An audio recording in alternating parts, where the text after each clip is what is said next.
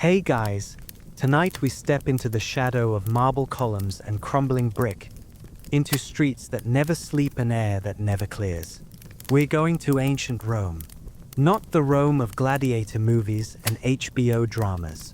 Not the Rome of noble senators in crisp white togas debating philosophy in sunlit forums. No, tonight we're going to the real Rome. The Rome that Hollywood doesn't show you. The Rome of 1 million people crammed into a city built for a quarter of that. The Rome where your apartment might collapse while you sleep. Where the sponge you used to wipe yourself has already been used by a dozen strangers today. Where the water that flows through those famous aqueducts runs through lead pipes and into your slowly poisoning body. Forget everything you think you know. The truth? You probably wouldn't survive a single week. So before we begin, take a moment to like the video and subscribe, but only if you genuinely enjoy what I do here. And let me know in the comments where you're tuning in from and what time it is for you. It's always fascinating to see who's joining us from around the world. Now, dim the lights. Maybe turn on a fan for that soft background hum. And let's ease into tonight's journey together. Congratulations. You've just woken up in Rome, around 100 AD. The empire is at its peak. Trajan sits on the throne. The legions have pushed the borders to their greatest extent. This is supposedly the height of Western civilization. The good news? You're alive. The bad news? You're alive in a third-floor apartment in the Suburra, Rome's most notorious slum district. And something is already wrong. The first thing you notice is the smell. It hits you before you even open your eyes. A thick, layered stench that your modern nose has no defense against. Urine, human waste, rotting food, smoke from 1,000 cooking fires. The tang of the fuller's shop down the street, where workers are stomping on cloth soaked in human urine to clean it. That's not a joke. That's how Romans did laundry. They collected urine in public pots on street corners, and Emperor Vespasian even taxed it. When his son complained that the tax was disgusting, Vespasian held up a coin and said, "Pecunia non olet." Money doesn't smell, but Rome does. Rome smells like 1 million people living on top of each other with no garbage collection, no flush toilets, and no concept of germ theory. You open your eyes. Your room is tiny, maybe 10 feet by 10 feet, if you're lucky. The walls are thin brick covered with cracked plaster. There's no window, or if there is, it's just a hole in the wall with a wooden shutter that does nothing to keep out the cold in winter or the heat in summer. There's no glass. Glass windows are for the rich. You're lying on a thin mattress stuffed with straw or wool, raised off the ground on a simple wooden frame if you can afford one, or just placed directly on the floor if you can't. The blanket covering you is rough wool that hasn't been washed in weeks. Something moves near your feet. You try not to think about what. This building you live in is called an insula. The word means island in Latin, and these apartment blocks are everywhere in Rome.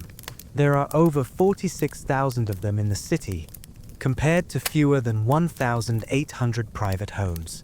The math is simple. Almost everyone in Rome lives like this.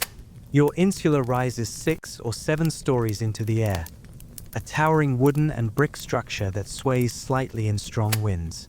The ground floor is nice enough. It has shops and taverns facing the street, and the apartments that have high ceilings, running water, maybe even a private latrine. Rich people live on the ground floor. You do not live on the ground floor. As you climb higher, everything gets worse. The ceilings get lower. The rooms get smaller. The construction gets cheaper. The staircases get narrower and more treacherous.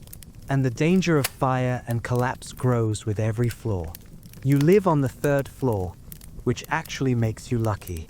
The truly poor live at the very top, in tiny garret rooms with ceilings so low you can't stand up straight.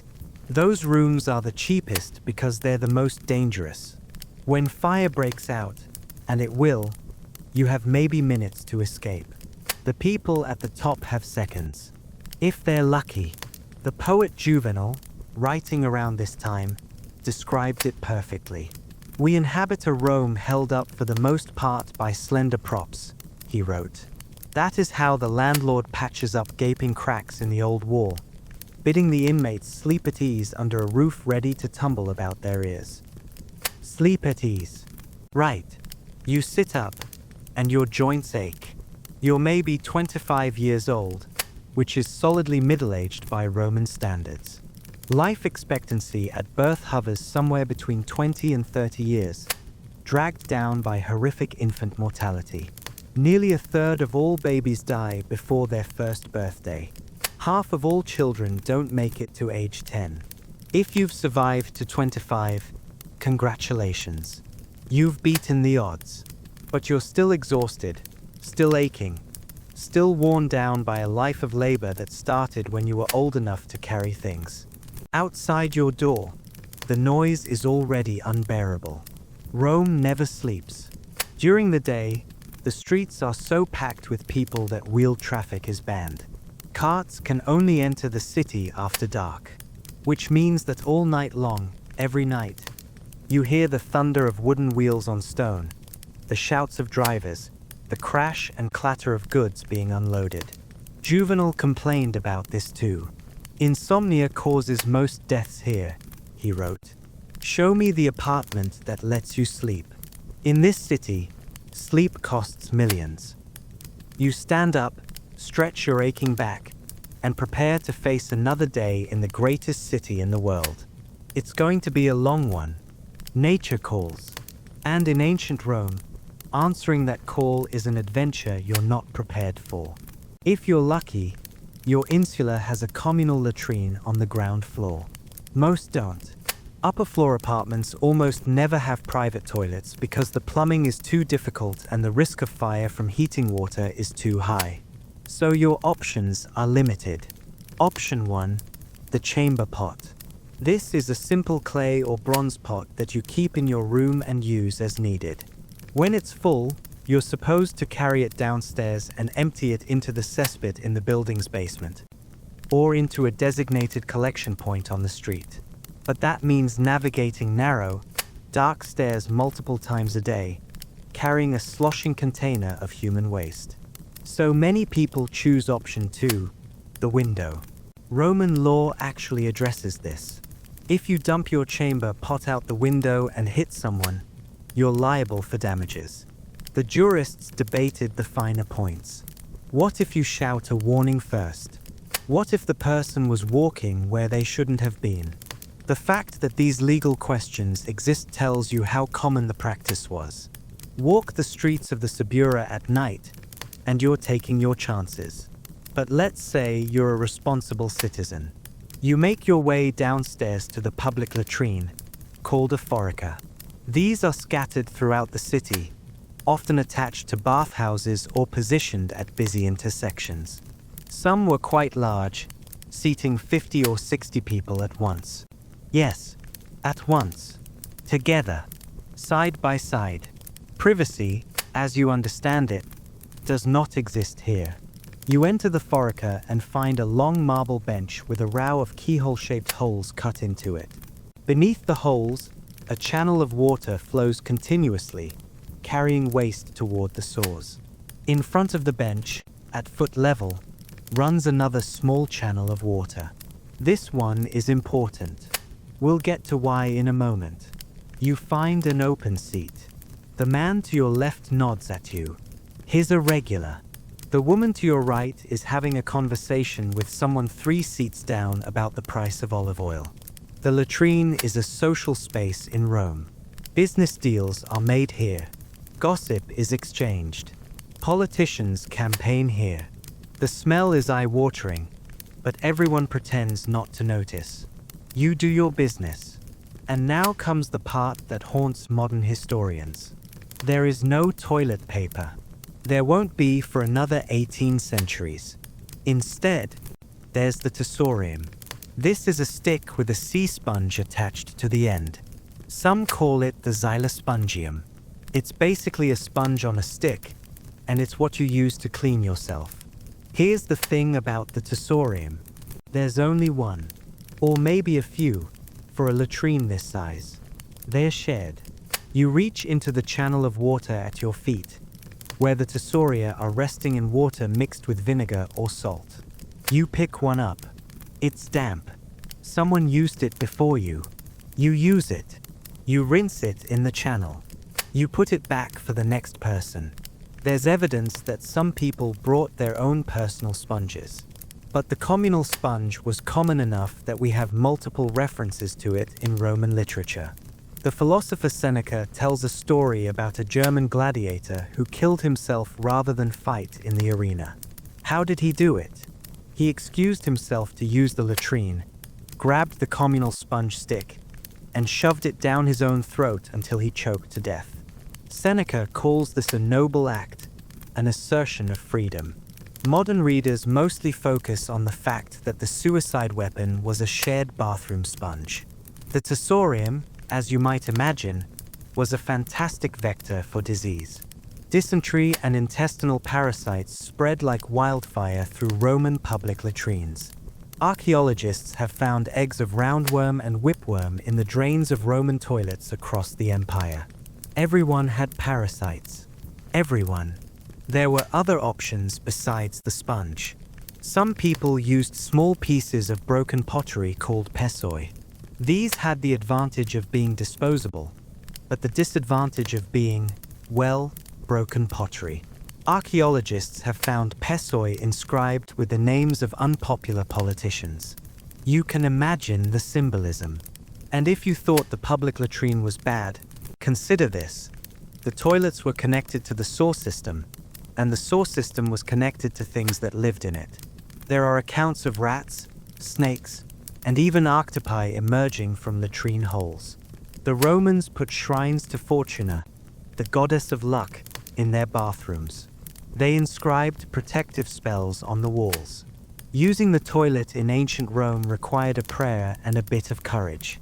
You finish. You wash your hands in the basin by the door, if one exists. You step back into the street, into the noise and the smell, and you realize you haven't even had breakfast yet. Your stomach growls. Time to eat. Here's the problem. You don't have a kitchen. This isn't because you're unusually poor. Most apartments in Rome, especially on upper floors, don't have kitchens. Open flames in wooden-framed buildings stacked 6 stories high are a recipe for disaster, and everyone knows it. Some landlords banned cooking entirely. Others allowed small braziers for heating, but nothing more. So how do 1 million Romans eat? The answer is fast food. Ancient Rome invented it. Scattered throughout the city are establishments called Thermopolia, which translates roughly to places where hot things are sold. These are small shops with L-shaped masonry counters facing the street.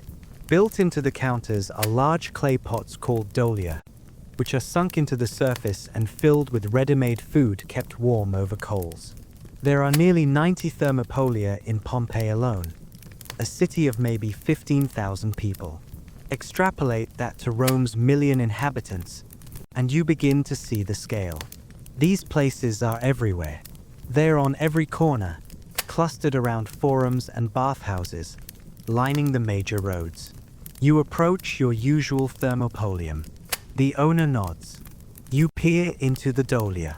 There's pools, a thick wheat porridge that's been the staple of Roman diets since the city was founded. It's cheap, filling, and mind-numbingly bland.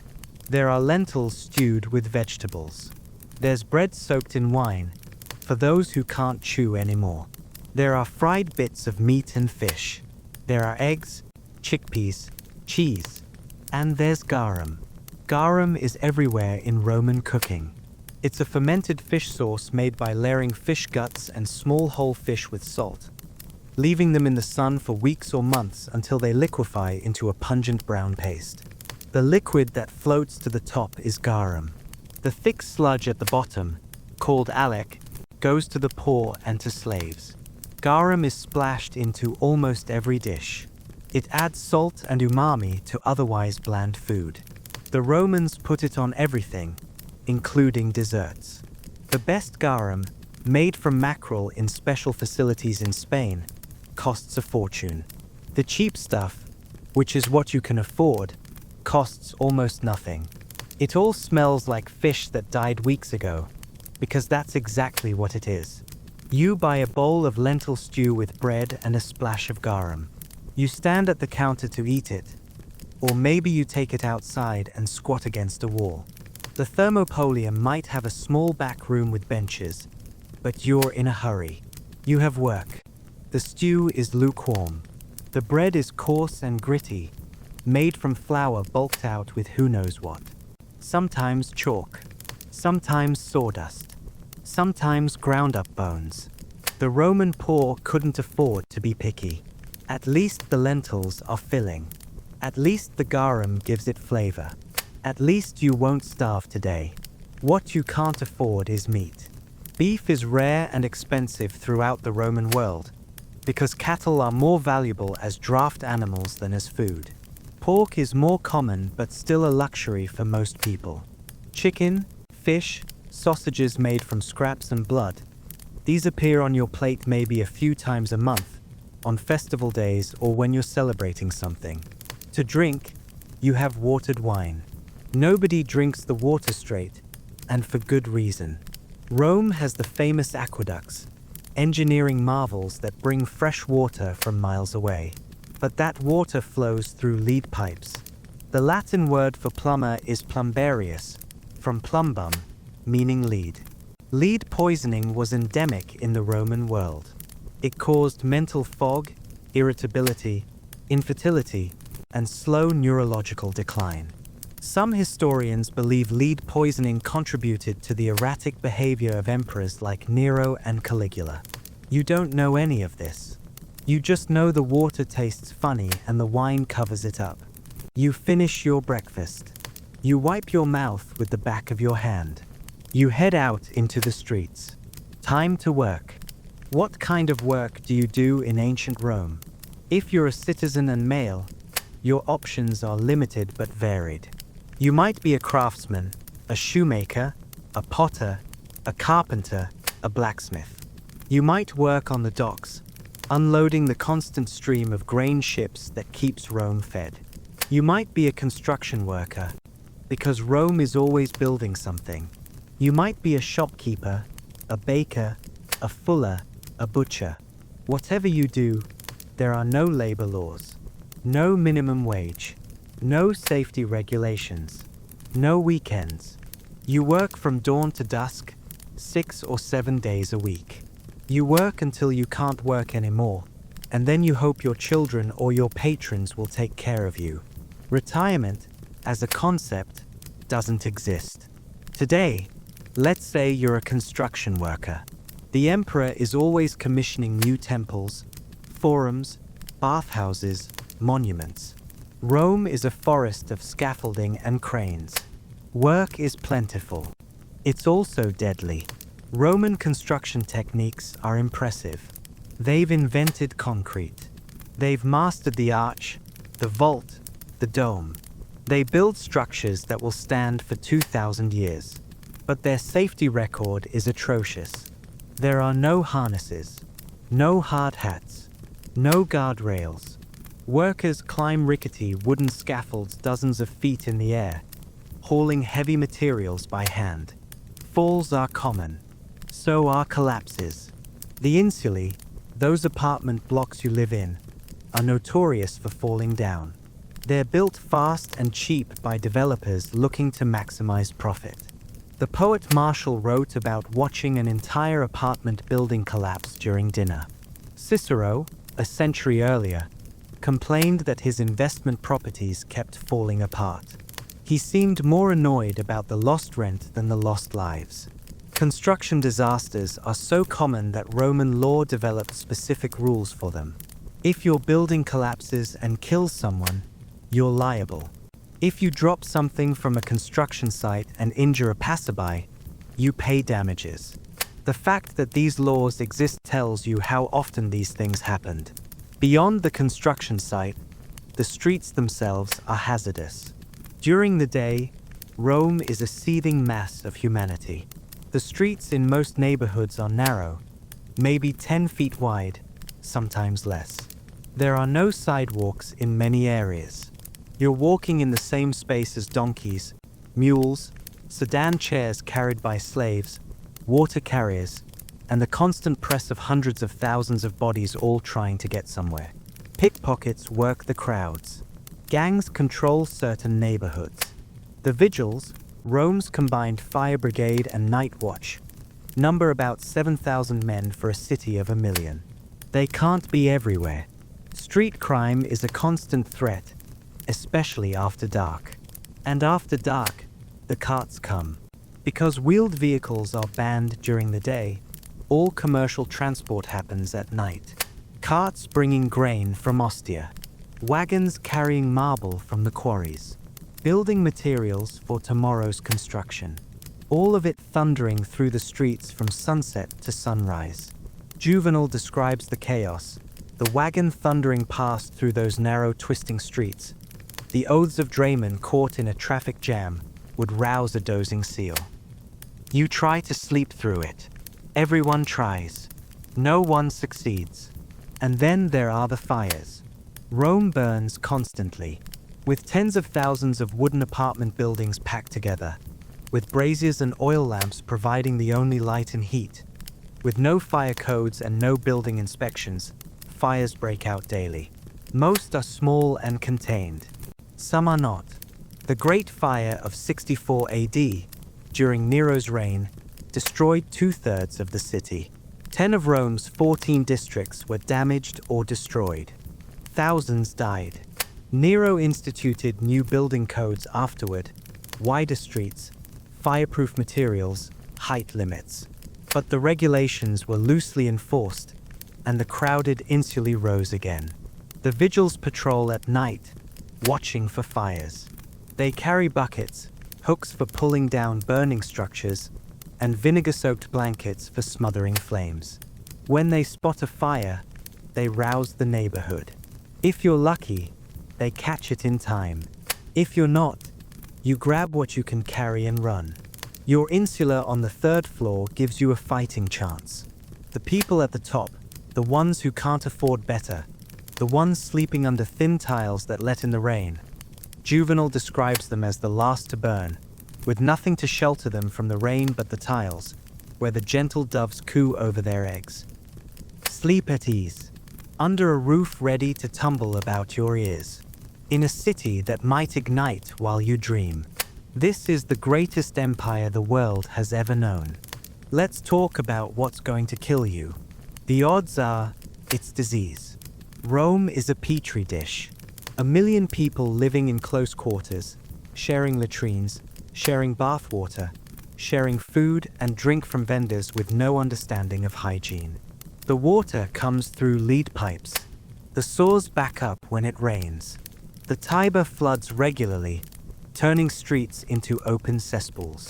Malaria is endemic. The marshes around Rome, incompletely drained despite centuries of effort, breed mosquitoes by the billions. Every summer, people start dying.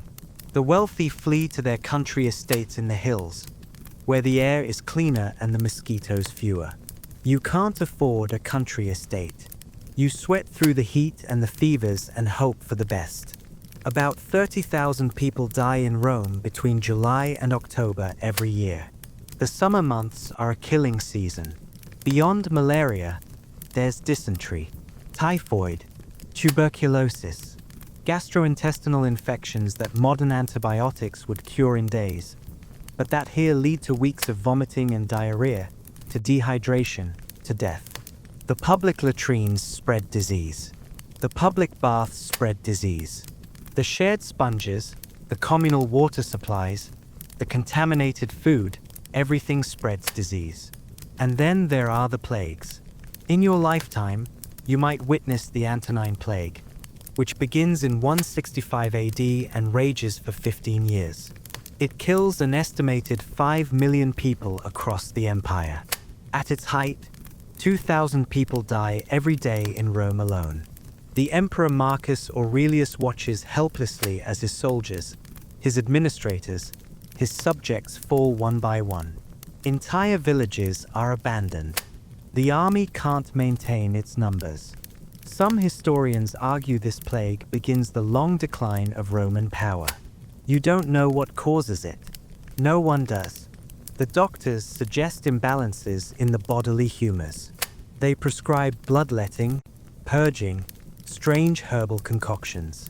Some recommend drinking gladiator blood to cure epilepsy. Others suggest applying pigeon dung to wounds. Medicine, in the Roman world, is mostly guesswork. Often it makes things worse. Life expectancy at birth, as we mentioned, hovers around 25 years. If you survive childhood, you might make it to 40 or 50, but your teeth will rot. Your joints will ache. Your eyes will fail. There's no pain relief except wine and opium, and those bring their own problems. Women face the additional danger of childbirth. With no antiseptics, no C-sections, no blood transfusions, giving birth is one of the leading causes of death for Roman women. Many women die in their teens or 20s, worn out by repeated pregnancies, killed by infections or hemorrhaging or simple exhaustion. Children die so often that Roman parents are advised not to become too attached to infants. Invest your emotion later, the philosophers suggest, when the child has proven it will survive. This isn't coldness. It's a defense mechanism against unbearable grief. When you die, and you will, probably sooner than you expect, your funeral depends on your means. If you have money, your family will hire professional mourners, musicians, sometimes actors to wear wax masks of your ancestors. Your body will be carried through the streets on a bier, displayed for the neighborhood. You'll be cremated on a pyre or buried in a tomb outside the city walls, because burial within the city is forbidden. If you're poor, you get a lot less. Your body might be burned in a public cremation pit, your ashes tossed into a common grave. You might be buried in a mass grave with dozens of others, your name forgotten within a generation. The Romans believed the dead require proper burial to find peace in the afterlife. An unburied body means a restless spirit haunting the living. So even the poor scrape together what they can to ensure at least a minimal ceremony. Burial clubs, associations of workers who pool their money to guarantee each member a decent funeral, are common among the lower classes. You try not to think about it. You have too much else to worry about. But death is never far in Rome. It lurks in the water you drink, the air you breathe, the food you eat. It waits in the narrow streets after dark, in the creaking timbers of your apartment, in the cough of your neighbor, in the bite of a mosquito you never see coming. This is life at the heart of the empire. The sun sets over Rome. The shadows lengthen. The noise somehow gets louder. You climb the stairs to your apartment, exhausted after a day of labor. Your back aches. Your hands are raw. You're hungry again, but food costs money, and you're saving what you can for rent, which is due in 3 days. The landlord doesn't care about excuses. Miss a payment and your belongings end up in the street. You bar your door. It's a flimsy wooden barrier that wouldn't stop a determined thief, but it makes you feel better. Through the thin walls, you hear your neighbors. A couple arguing, a baby crying, someone coughing, deep and rattling, the kind of cough that won't go away. Outside, the carts are beginning their nightly run. You hear the clatter of iron-rimmed wheels on stone, the shouts of the drivers, the crack of whips. The sound will continue until dawn. It never stops. It never relents. There's no glass in your window, so you close the wooden shutter, sealing yourself into darkness. Oil lamps are expensive, so you sit in the black and listen to the city. You can smell smoke from somewhere. There's always smoke. You try to determine if it's getting closer. It's not. Probably. Tonight, at least, the fire is someone else's problem. You lie down on your thin mattress. The straw pokes through the fabric. Something skitters in the corner. A mouse, probably, or a rat. They're everywhere. There's nothing you can do about them. Tomorrow, you'll wake up and do this all again. Climb down the stairs. Relieve yourself in the public latrine. Eat a bowl of lukewarm stew. Work until your body screams for rest. Dodge the hazards of the street. Come home to this tiny room in this swaying building in this city that's too loud, too crowded, too dangerous, and too alive. You close your eyes. In your dreams, you see the Rome of legend. The marble temples, the triumphant generals, the golden statues and purple togas. The Rome that poets sing about and historians remember. But when you wake, you'll be here. In the real Rome. In the Rome of ordinary people who lived, suffered, worked, and died in the shadow of monuments built on their backs. They didn't get statues. They didn't get remembered. The tourists who walk the Forum 2,000 years from now won't spare a thought for them. But they were here. They filled these streets. They climbed these stairs. They looked out over this city and tried, every day, just to survive. And tonight, so did you. Long before she was Cleopatra the Great, last pharaoh of Egypt, lover of emperors, and icon of ambition, she was simply a princess in a palace full of knives. Born in 69 BC in Alexandria, Cleopatra VII Theophilipata entered a dynasty that had been killing each other for power for 250 years. The Ptolemies were not Egyptian by blood. They were Macedonian Greeks, descendants of one of Alexander the Great's generals who had carved Egypt out of his empire and held it ever since. The Ptolemies had a habit of marrying their siblings to keep the bloodline pure and the power concentrated. They also had a habit of murdering those same siblings when they became inconvenient. Cleopatra's father, Ptolemy XII, had watched his own brother overthrown and killed. Her grandmother had executed her own son. This was the family business. Cleopatra was raised in the great palace complex of Alexandria, one of the wonders of the ancient world. The city itself was magnificent. Wide boulevards, towering lighthouses, the legendary library holding the accumulated knowledge of the Mediterranean world. Egypt was fabulously wealthy, its grain feeding half of Rome, its gold and trade goods flowing through Alexandria's ports. But Egypt was also in decline. The Ptolemies had grown weak and corrupt, dependent on Roman goodwill to keep their throne. Cleopatra's father had been exiled by his own people and restored only by Roman legions. The lesson was clear. Without Roman support, the Ptolemies were nothing. Cleopatra learned early. She watched her father beg and bribe, saw how power really worked. She was educated in the Greek tradition, philosophy, rhetoric, mathematics, astronomy, but she also learned languages. Lots of them. She was reportedly the first Ptolemy in 200 years to actually speak Egyptian. She also spoke Ethiopian, Hebrew, Arabic, Syrian, Median, Parthian, and Latin. When she spoke to subject peoples, she spoke in their own tongues. This was not just courtesy. It was politics.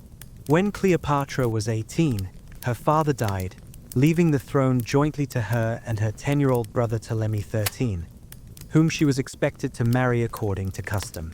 The marriage was probably never consummated.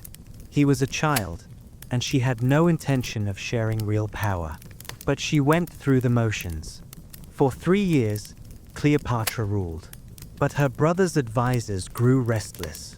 They wanted power for themselves, through the boy they controlled. In 48 BC, they moved against her. Cleopatra was driven from Alexandria, forced to flee into the desert, suddenly a queen without a kingdom. She might have died there, forgotten by history, just another failed monarch in a dynasty full of them. But then Rome came calling. Julius Caesar arrived in Alexandria pursuing his enemy Pompey, only to find that Ptolemy's advisors had already murdered Pompey and presented his head as a gift. Caesar was not pleased. He hadn't wanted Pompey dead. He'd wanted him defeated and pardoned, a show of mercy that would enhance his own reputation. Now he was stuck in Egypt, in the middle of a civil war between a boy king and his exiled sister. Cleopatra saw her opportunity. The story goes that she had herself smuggled into Caesar's quarters rolled up in a carpet, or more likely, a linen sack used for carrying bedding. She was 21 years old, charming, brilliant, and desperate. Caesar was 52, the most powerful man in the world, and famously susceptible to clever women. What happened next changed history. Within months, Caesar had defeated Ptolemy XIII, who drowned in the Nile during the battle. He installed Cleopatra as queen, married to another younger brother for form's sake, but effectively ruling alone. He stayed in Egypt for months, cruising up the Nile with Cleopatra on a royal barge, surveying her kingdom. When he left, Cleopatra was pregnant.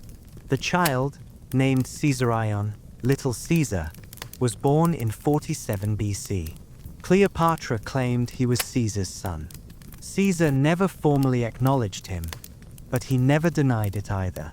He invited Cleopatra to Rome, installed her in a villa across the Tiber, and placed a golden statue of her in the temple of Venus Genitrix, his family's divine ancestor. Rome was scandalized. Caesar was married.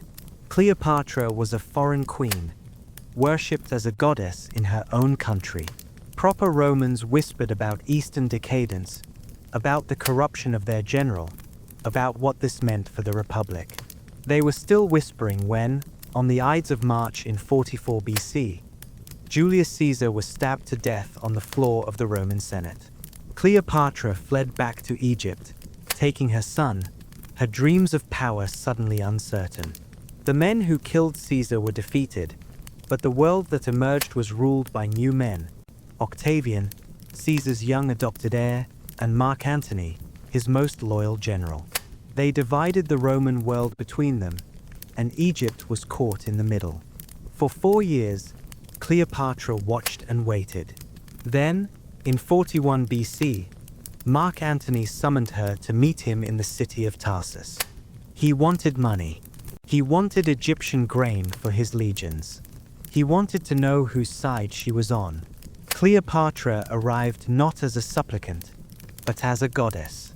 Her barge had purple sails, silver oars, and a poop deck covered in gold.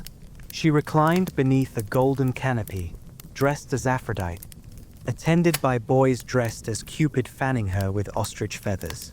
The air was heavy with incense. Flute music drifted across the water. The entire shoreline gathered to watch as she sailed up the river to meet the Roman general. Antony was waiting for her at dinner. She kept him waiting. When she finally arrived, the feast she provided was so extravagant that Antony was embarrassed by his own preparations. She did this for 4 nights in a row, each more lavish than the last. On the final night, she casually dissolved a pearl worth millions of sesterces in vinegar and drank it, just to show she could. Antony was, by all accounts, completely overwhelmed. Within months, they were lovers. Cleopatra returned to Egypt pregnant with twins. Antony had a wife in Rome, political obligations, a rival in Octavian. None of it mattered. He was besotted.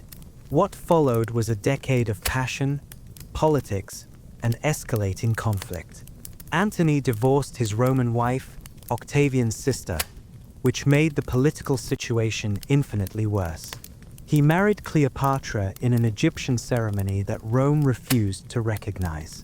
He gave her and their children territories that belonged to Rome: Armenia, Media, Parthia, lands he hadn't even conquered yet. Octavian used all of it as propaganda.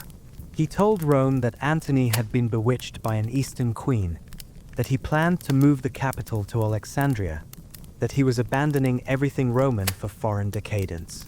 Whether any of it was true mattered less than whether people believed it. In 31 BC, war came. The fleets of Antony and Cleopatra met Octavian's forces at Actium, off the coast of Greece. The battle was decisive.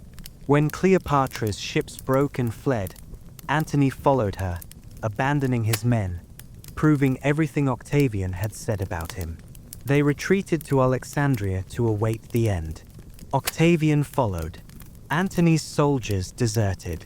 His allies switched sides.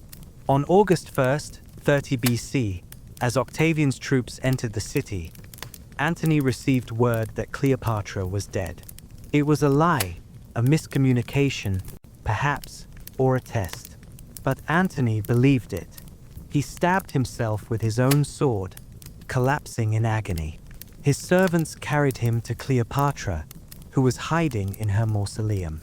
She had him hauled up through a window, refusing to open the doors for fear of capture. He died in her arms. Cleopatra survived him by 11 days. She tried to negotiate with Octavian. She still had her treasury, her charm, her intelligence. But Octavian was not Caesar, and he was not Antony. He was cold, calculating, and entirely immune to her appeal. He wanted one thing: to parade her through Rome in chains, a trophy of his victory. Cleopatra refused to give him that. On August 12th, 30 BC, she was found dead in her chambers. The story is that she smuggled in an asp, a venomous snake, hidden in a basket of figures.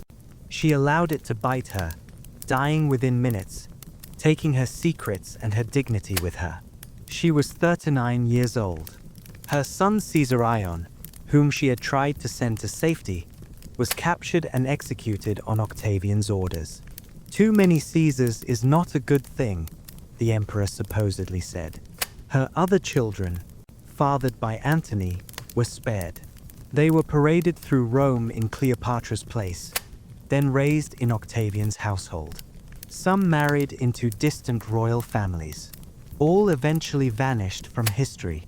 Egypt became a Roman province. The grain that had fed the Ptolemies now fed the emperors. The treasures of Alexandria were shipped to Rome. The dynasty ended, but Cleopatra endured. In the centuries that followed, she became legend. Roman writers, shaped by Octavian's propaganda, portrayed her as a seductress, a witch, a symbol of Eastern corruption.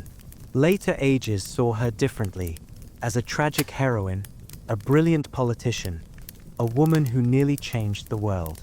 She spoke 9 languages. She commanded armies. She seduced the 2 most powerful men of her age and nearly built an empire of her own. She was the last pharaoh, the end of a 3,000-year tradition stretching back beyond the pyramids. And when the end came, when all her brilliance and cunning and charm failed to save her, she chose death on her own terms rather than humiliation at the hands of her enemies. She was not just a queen, she was Cleopatra, and no one who came after would ever forget her. Rome wasn't built in a day. It didn't fall in one either. The collapse of the Western Roman Empire is one of history's great slow-motion disasters. There was no single moment when the lights went out. No barbarian king raised his sword and declared victory while toga-clad senators wept in the ruins. Instead, there were centuries of decay, punctuated by crises, stabilized by reforms, then decaying further, until one day people looked around and realized the empire wasn't really there anymore. The traditional date for the fall is 476 AD, when a Germanic chieftain named Odoacer deposed the last Western emperor, a teenager named Romulus Augustulus. But by then, the Western Empire had been a corpse for decades. Romulus controlled almost nothing. His father had been the power behind the throne. The army that defended, or threatened, Italy was composed entirely of Germanic soldiers with no loyalty to Rome. The deposition was less a dramatic conquest than a bureaucratic formality. But how did it get to that point? How did an empire that had ruled the Mediterranean world for 5 centuries simply stop? The answer is complicated. Historians have proposed over 200 different causes for Rome's fall, from lead poisoning to Christianity to soil exhaustion to moral decay. No single explanation is sufficient. The truth is messier. a combination of pressures, internal and external, that the empire was eventually unable to withstand. Let's start with the obvious, the barbarians. Romans had been dealing with Germanic tribes for centuries. Sometimes they fought them, sometimes they bribed them, sometimes they recruited them into the legions. The frontier was porous, and Rome was flexible. But in the 4th and 5th centuries, the pressure intensified. Waves of migration, possibly pushed by the Huns advancing from Central Asia, brought entire peoples, Goths, Vandals, Franks, Saxons, crashing against the imperial borders. These weren't raiding parties. They were nations on the move, hundreds of thousands of people seeking new homes, and they weren't taking no for an answer. In 376 AD, the Visigoths, fleeing the Huns, requested permission to cross the Danube and settle within the empire. The Emperor Valens agreed, seeing an opportunity for new soldiers and taxpayers. But the Roman officials responsible for settling the Goths treated them atrociously, stealing their food, enslaving their children, forcing them to trade their dogs for rotten meat. The Goths revolted. 2 years later, at the Battle of Adrianople, they destroyed the Roman army and killed Emperor Valens himself. It was one of the worst military disasters in Roman history, and the empire never fully recovered. For the next century, Germanic tribes carved up the western provinces. Britain was abandoned. Gaul was overrun. Spain fell to the Vandals, then the Visigoths. North Africa, the breadbasket of the Western Empire, fell to the Vandals in 439 AD. Without African grain, Rome itself began to starve. But the barbarians were only part of the problem. The empire was rotting from within. The economy was in shambles. Centuries of inflation had destroyed the currency. The government debased the coinage over and over, mixing less and less silver into the coins, until they were nearly worthless. Taxes had to be paid in kind, grain, cloth, labor, because money was meaningless. Trade collapsed. Cities shrank. The great urban centers of the classical world dwindled into fortified villages. The army was another problem. In the glory days, the legions were Roman citizens, fighting for home and glory. By the 5th century, the army was almost entirely composed of Germanic mercenaries, the same peoples the empire was supposedly fighting against. These soldiers fought for pay and plunder, and their loyalty was to their commanders, not to Rome. If a general promised better rewards, they would switch sides without hesitation. The political situation was chaos. Between 235 and 284 AD, the so-called crisis of the 3rd century, at least 50 men claimed the title of emperor. Most were soldiers who seized power through violence and held it until someone else murdered them. The average reign was about 2 years. Civil wars were constant. Provinces broke away and declared independence. At one point, the empire split into 3 separate states. Diocletian and Constantine stabilized things temporarily, but the fundamental problems remained. The empire was too big to defend, too diverse to govern, too broke to pay its bills. The reforms that saved it in the short term, more bureaucracy, more taxes, more authoritarianism, made things worse in the long term. And then there were the plagues. The Antonine plague, which we mentioned earlier, killed millions in the 2nd century. The plague of Cyprian in the 3rd century killed perhaps 5,000 people a day in Rome at its peak. Populations declined. Farms were abandoned. The tax base shrank. There were fewer soldiers to recruit, fewer workers to grow food, fewer people to maintain the roads and aqueducts and walls that held civilization together. The Western Empire didn't fall because of one thing. It fell because of everything, all at once, for too long. In 410 AD, the unthinkable happened. The Visigoths, under their king Alaric, sacked Rome itself. For 3 days, they looted and pillaged the Eternal City. the city that hadn't been taken by a foreign enemy in 800 years. The psychological impact was enormous. Saint Jerome, writing from Bethlehem, was overcome. The city which had taken the whole world was itself taken. But even then, the empire stumbled on. Emperors still reigned in Ravenna. Generals still fought. The fiction of Roman power persisted for another 66 years. The final decades were almost pathetic. The last emperors were puppets, controlled by Germanic strongmen who didn't bother to take the title themselves. When Odoacer deposed Romulus Augustulus in 476 AD, he didn't declare himself emperor. He simply sent the imperial regalia to Constantinople and acknowledged the Eastern Emperor as the sole ruler of the Roman world. The Western Empire was over. What came next is sometimes called the Dark Ages, though modern historians dislike that term. The population of Rome, which had once topped 1 million, fell to perhaps 30,000. The aqueducts broke and weren't repaired. The great buildings crumbled. The Colosseum became a quarry, its marble stripped to build churches. But it wasn't the end of everything. The Eastern Roman Empire, what we now call the Byzantine Empire, survived for another 1,000 years, until Constantinople fell to the Ottomans in 1453. The Church preserved learning and literacy. The Germanic kingdoms that replaced Roman rule adopted Roman law, Roman language, Roman customs. Latin evolved into Italian, Spanish, French, Portuguese, Romanian. Rome fell, but it never really disappeared. Its roads still snake across Europe. Its laws still shape Western legal systems. Its language lives on in half the world's tongues. Its legends, emperors and gladiators, senators and slaves, still capture the imagination 2 millennia later.